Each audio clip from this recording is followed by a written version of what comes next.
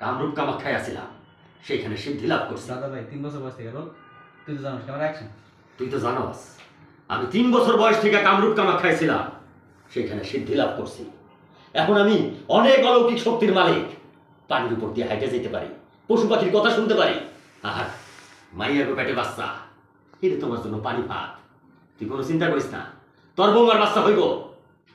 তুই একটু বাইরে গিয়ে বল। আবার যাই কানা অ্যাকশন। তুই একটু বাইরে গিয়ে বল। তুই একটু বাইরে গিয়ে বল। ঠিক আছে, এবার একটা ইশারা করেন সামনে একটু বসতে। সামনে হ্যাঁ, এবার সামনে আসার পর থেকে একটু ঘুরে নিয়ে ওই আগের লোক মা যেখানে ছিল ওইখানে এই মেয়ে চলে আসলো।